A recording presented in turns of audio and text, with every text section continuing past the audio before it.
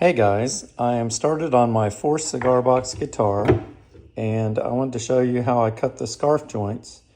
So I've made this jig and you clamp this board and you want it solidly clamped. So you don't want just a spring clamp.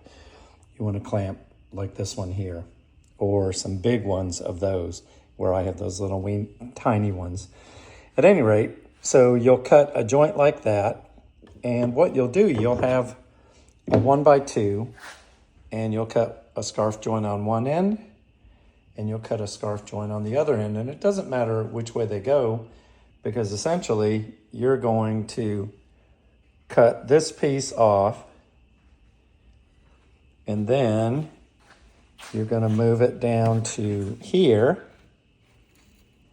and glue it on. And that's the reason that I do it as one of my first steps. Now, I've cut this one at 7 3/4 inch long, and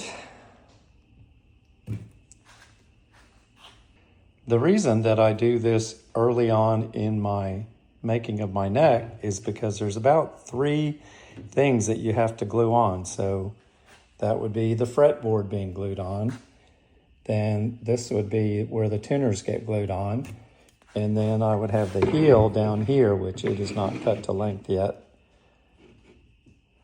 which goes inside of your box and then outside. So that'll have to be cut. That'll have to be cut at an angle there. So that's why I try and do that first. And then of course I'm gonna be rounding the whole bottom out, putting a curve on it with a router. So just wanted to show you that.